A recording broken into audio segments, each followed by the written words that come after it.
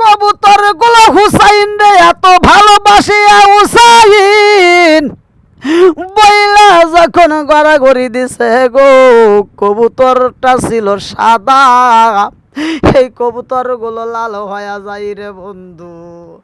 এক যা কবুতর শরীরের ভিতর রক্ত মাইকা পালাইছে। এইবার হুসাইনের পবিত্র রক্তটা শরীরে মাইকা উড়াল দিয়া তারা মদিনার দিকে যায়। আরে মদিনার দিকে রওনা হয় এই কবুতর গুলো কারবালার প্রান্তর দিকে মদিনায় যাইয়া আমার নবীর রওজার চারপাশ দিয়া কবুতর গুলো ঘোরে রে। ও মদিনাবাসীরা এইবার দেখে কারণটা কি, আমার নবীর রওজার চারপাশ দিয়ে এতগুলো কবুতর কান্দে আর ঘোরে, কারণ তো বুঝে আসে না। এইবার মদিনাবাসীরা মুরব্বীরা যুবকেরা রে বন্ধু মহিলারা পর্যন্ত এই দৃশ্য দেখতে শুরু করলো। কারণটা কি, জীবনে এমন কোনোদিন এরকম দেখলাম না। নবীর রওজায় তো কোনোদিন এরকম ভাবে এতগুলো কবুতর ঘোরে না।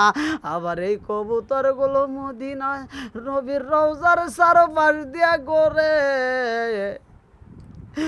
মদিনাবাসীরা কয় আমরা লক্ষ্য কইরা দেখলাম এই কবুতরের পাখনা থেকে ফোঁটা ফোঁটা রক্ত জমিনের মধ্যে পড়ে। কবুতরের পাখনা থেকে রক্তের ফোঁটা যখন জমিনের মধ্যে পড়ে আমাদের বুঝে আসে না কারণটা কি। এই কবুতর গুলো নবীর রওজার চারপাশে ঘোরে, আবার রক্তের ফোঁটা পড়ে। এটা কিভাবে হইল? এই রক্তের ফোঁটাগুলো মাটির ভিতরে যখন পরে রক্তের ফোঁটাগুলো দেখে লোকেরা হয়রান হয়, মদিনাবাসীরা পেরেশান হয়ে যায়। মদিনাবাসীরা একজন আর একজনের কাছে পরামর্শ করে, কারণটা কি, জীবনেতে এমন দেখলাম না, আজকে কেন এরকম দৃশ্য দেখা যায়, কারণটা কি। এইবার কিছুক্ষণ পরে হুসাইনের শহীদ হওয়ার খবর যখন মদিনায় পৌঁছায়া যায় গো, মদিনাবাসীরা চোখের পানি বালায়া বালায়া কান্দে। মদিনাবাসীরা কান্দে আর কয় হুসাইনের শহীদ হওয়ার খবর এই মদিনায় মানুষ দেওয়ার আগে গো,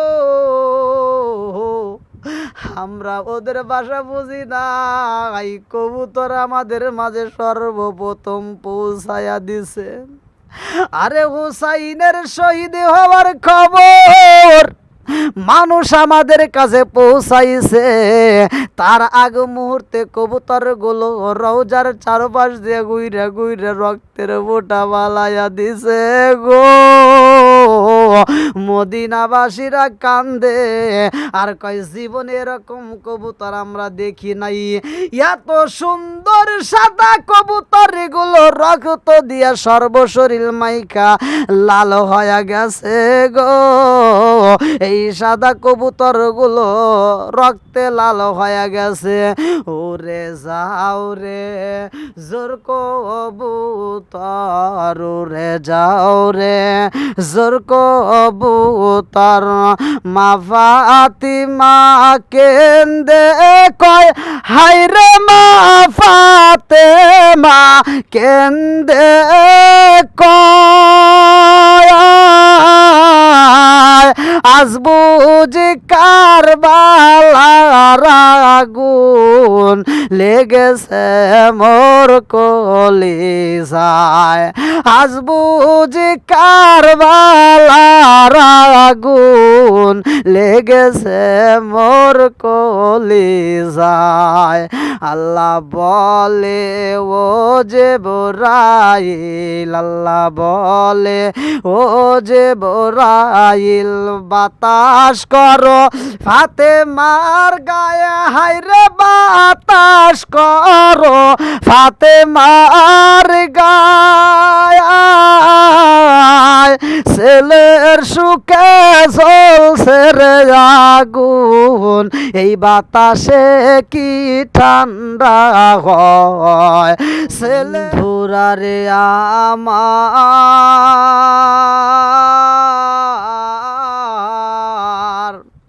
ইতিহাসের পাতায় লেখা হয় মদিনার বাইরে একটি গ্রামে, আরে মদিনার বাইরে একটি গ্রামে শিয়ান নামে এক ব্যক্তি ইহুদি ছিল গো। এই ইহুদিটা মদিনার বাইরে বসবাস করতে একটা গ্রামের ভিতরে তার একটি মাত্র মেয়ে ছিল রে বন্ধু। যেই মেয়েটা ছিল সুন্দর, কিন্তু এমন রোগে আক্রান্ত হয়ে গেছে রে বন্ধু, এই মেয়েটা চোখে দেখে না, এমন রোগে আক্রান্ত হয়েছে, কুষ্ঠ রোগে আক্রান্ত হওয়ার কারণে রে বন্ধু কিছুদিন পরে এই মেয়েটা আস্তে আস্তে চোখ দুইটা নষ্ট হয়ে যায়, দুনিয়ার আলো বাতাস আর দেখিতে পারে না, শরীরটাও ছিন্ন ছিন্ন হয়ে যায়। এই মেয়েটার রোগের কারণে শরীরটা নষ্ট হয়ে যায় গো, চেহারাটা নষ্ট হয়ে যায়, চোখ দুইটা বন্ধ হয়ে যায়, হাতের শক্তি কমে যায়, পায়ের শক্তি কমে যায়। এমন দৃশ্য কেউই দেখতে পারে না। এত সুন্দর মেয়েটার চেহারাটা নষ্ট হওয়ার কারণে এইবার ওই জায়গার সমস্ত লোকজনেরা কয়, পাড়া প্রতিবেশীরা কয়, এমন মেয়ে আমরা দেখতে চাই না, যেই মেয়ের দেখলে ভয় লাগে, ছোট ছোট বাচ্চারা দেখলে তারাও ভয় পায়, এই মেয়েটারে আমরা গ্রামে দেখতে চাই না। আর মেয়েটা অসুখের কারণে, ব্যথার কারণে, জ্বালা যন্ত্রণার কারণে মেয়েটা এত চিৎকার করতো গো, পাড়া প্রতিবেশীরা পর্যন্ত বিরক্ত হয়ে যায়। আরে সব মানুষ বিরক্ত হইতে পারে, কিন্তু জন্মদাতা বাবা তো কোনোদিন বিরক্ত হইতে পারে না।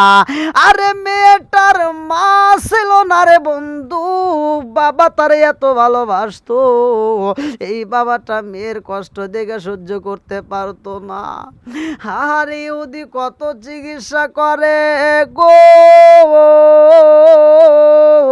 কত কবিরাজে দেখায়, কোনো কাজও হয় না, মেয়েটা কান্দে। গ্রামবাসী বলে, তোমার মেয়ের কান্নার আওয়াজে আমরা ঘুমাইতে পারি না, তোমার মেয়ের কারণে আমরা শান্তিতে ঘুমাইতে পারি না, তোমার মেয়ের দেখলে ছোট ছোট বাচ্চারা পর্যন্ত ভয় পায়, এমন চেহারা হয়ে গেছে গো, এই চেহারা দেখলে আমাদের ভিতরেও ভালো লাগে না, এই মেয়েটারে আমরা থাকতে দেব না, আমাদের সমাজ থেকে তুমি বের হয়ে যাও, আমাদের মহল্লা থেকে তুমি বের হয়ে যাও, আমাদের গ্রাম থেকে তোমার বের করে দেওয়া হইব। গ্রামবাসীরা এইবারে একটা বৈঠক দিছে রে বন্ধু, এই মেয়েটারে তারা থাকতে দিবে না।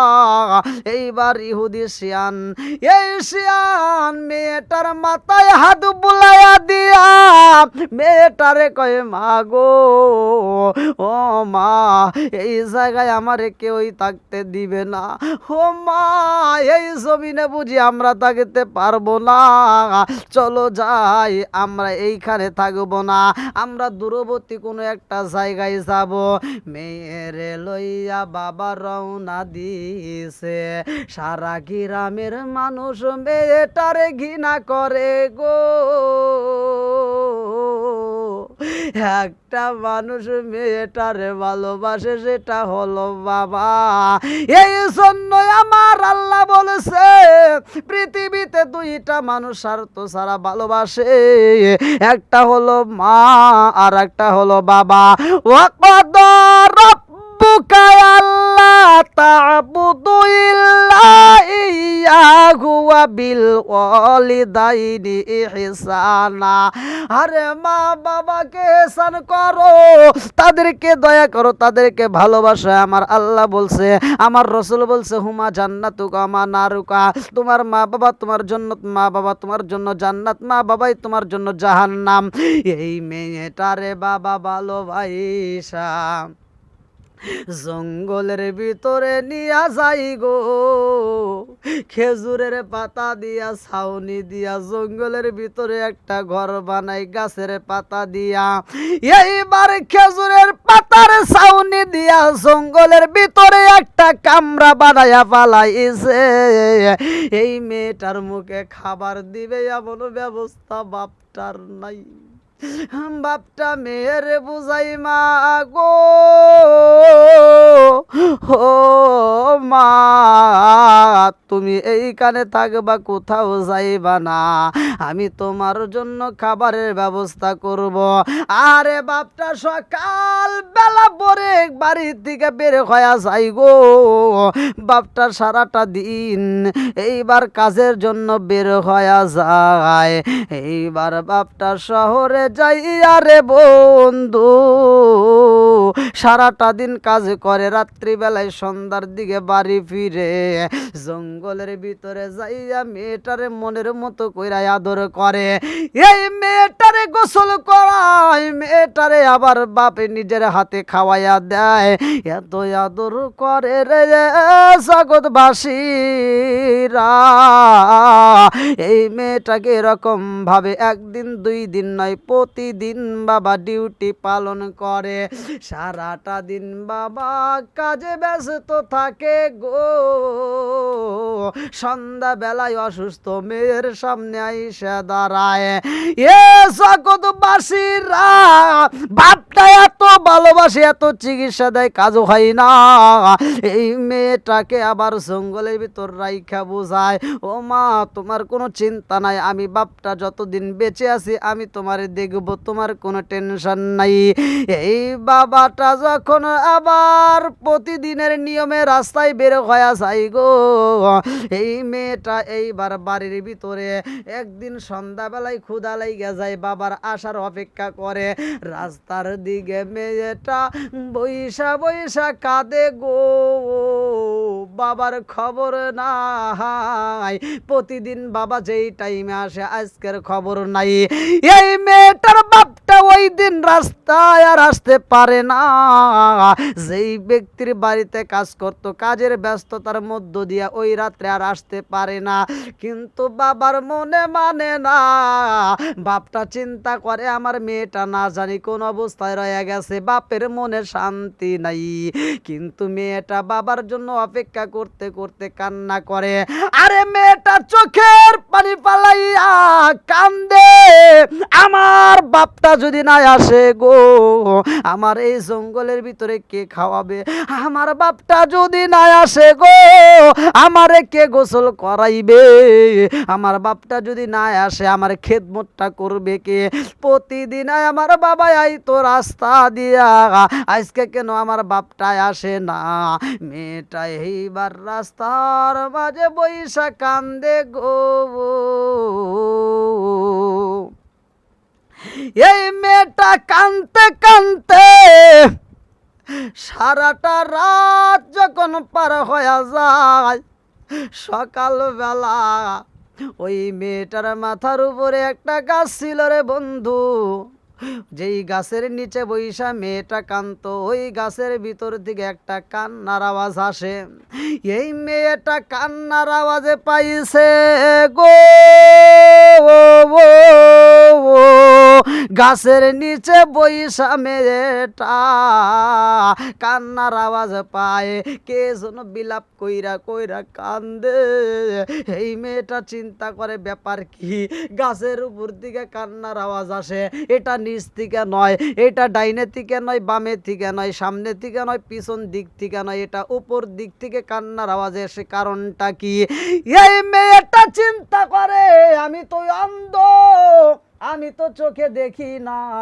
আজকে যদি চোখে দেখতাম তাইলে আমি গাছের দিকে তাকায়া তাকায়া দেখতাম কে এরকম ভাবে বিলাপ কইরা কইরা কান্দে।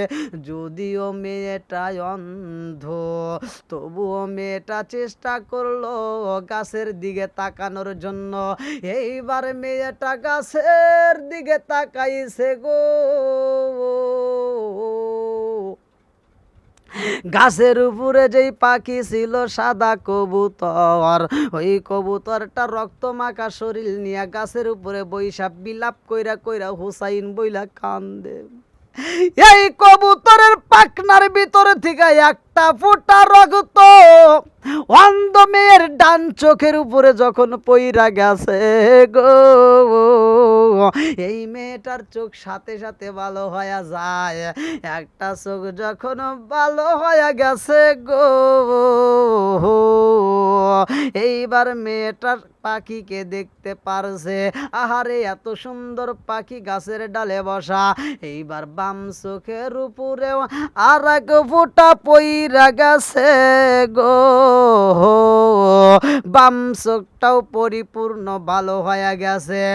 আরে দুইটাই অন্ধ চোখ যখন ভালো হয়ে যায়, এই মেয়েটা পাখির দিকে মায়াবী দৃষ্টি দিয়ে তাকায়া তাকা চিন্তা করে, বলি এত সুন্দর পাখি কেন রক্তে লাল হয়ে গেছে?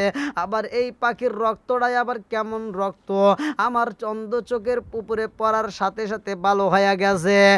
এইবার পাখির দিকে তাকাইয়া মেয়েটা এইবার পরিপূর্ণভাবে একটা হাত আগায়া দিছে। আরে হাতের উপরে যখন এই রক্তের সিটা পড়ছে রে বন্ধু, হাতটাও ভালো হয়ে যায় গো। দ্বিতীয় হাতটা আগায়া দেয়, দ্বিতীয় হাতের উপরে যখন রক্তের ফোঁটা পড়ে দ্বিতীয় হাতটাও ভালো হয়ে যায়। এইবার মেয়েটা দুইটা হাত পাইতা গো, রক্তের ফোঁটা হাতে লইয়া এই হাতটাকে এরকম ভাবে মালিশ কইরা পুরা শরীর দিয়া রক্তটা মালিশ কইরা নেওয়ার সাথে সাথে মেয়েটার রোগ ভালো হয়ে যায়। আগে যেমন চেহারা ছিল রে বন্ধু, তার চাইতে বেশি সুন্দর হয়ে গেছে গো। এত সুন্দর চেহারা হয়ে গেছে। আমার আল্লাহ যখন রোগ মুক্ত কইরা দিছে গো, একটা মাত্র কারণ হুসাইনের রক্ত মেয়েটার শরীরে লাগিয়া গেছে। হুসাইনের রক্ত মেয়ের শরীরে লাগার কারণে রোগ ভালো হয়ে যায়, অন্ধ চোখটাও ভালো হয়ে যায়, আবার রোগটাও দূর হয়ে যায়। এত সুন্দর চেহারা ফিরা পাইছে। এইবার মেয়েটা বাবারে তালাশ করে, আমার বাপটা কই গেল? আমার বাপটা কাল গেছে, সারাটা দিন আসে নাই, রাত্রিতেও আমার বাপটা আসে নাই। আজকের দিন কি পার হবে, আমার বাপ কি আসবে না?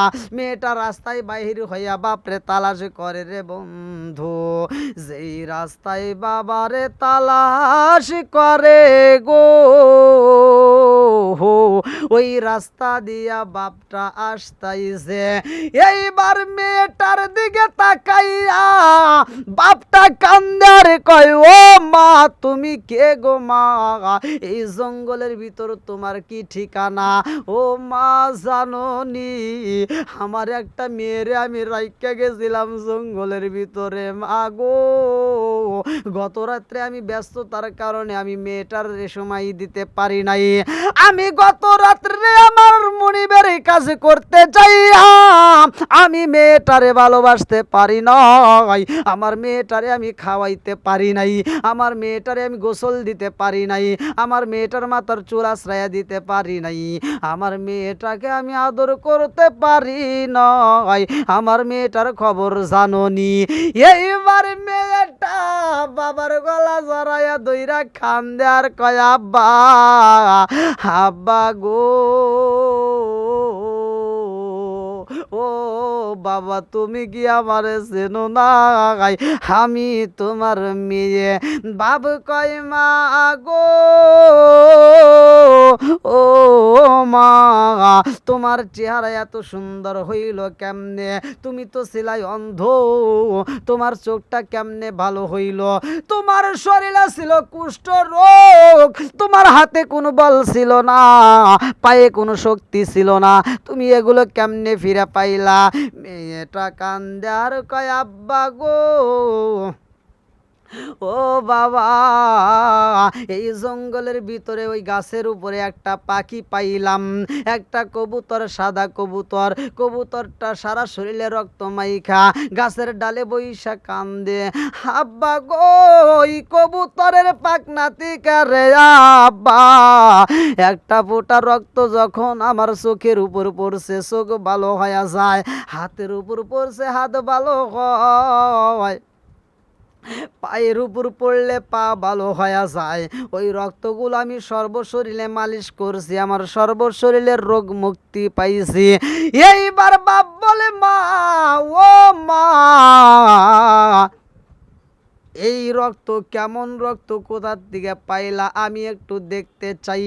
এইবার মেয়েটা বাবারে লইয়া গাছের নিচে বইসা কয় আব্বা গো তাকায়া দেখো, ওই যে দেখায় যায় গাছের উপরে বসা, ওই যে গাছের উপরে যেই পাখি দেখা যায় ওই পাখিটাই আমার রক্ত দিছে। এইবার ইহুদি ওই পাখির দিকে তাকাইয়া কবুতরকে প্রশ্ন করলো, ও কবুতর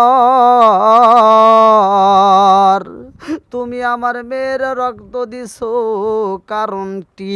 এই রক্ত কোথাকার? এই রক্ত কিসের রক্ত দিছো? এই জঙ্গলের ভিতরে খাবার নাই গো, তুমি আমার মেয়েটারে রক্ত দিলা কেমনে? অন্ধ চোখ ভালো করলা। পাখিগুলো কান্দে আর কয় আমরা রক্ত দিছি কেমনে জানো দি, আমার সৃষ্টিকর্তায় আমাদেরকে সকালবেলা বাসার থেকে বের হওয়ার অনুমতি দেন, আমরা সারাদিন জঙ্গলের ভিতরে খাবার খাই, সন্ধ্যাবেলায় আবার আমরা যার যার বাসায় ডালে ফিরে যাই। যাবার পথে আমরা কারবালার ময়দানে কান্নার আওয়াজ পাইলাম, আমাদের কানে ভেসে আসে, কে যেন বলে ও পাখিরা তোমরা খাবার খাইয়া উড়াল দিয়া বাসায় ফিরে আরামে ঘুমাইবা, নবীর আওলাদ ইমাম হুসাইন শহীদ হইয়া কারবালার জমিনে বইরা রইছে, তোমাদের কি মায়া লাগে না? আমরা পাখিরা সবাই কারবালার প্রান্তরে যাইয়া গো হুসাইনের রক্ত আমরা শরীরে মালিশ কইরা নিছি। ইহুদি বলে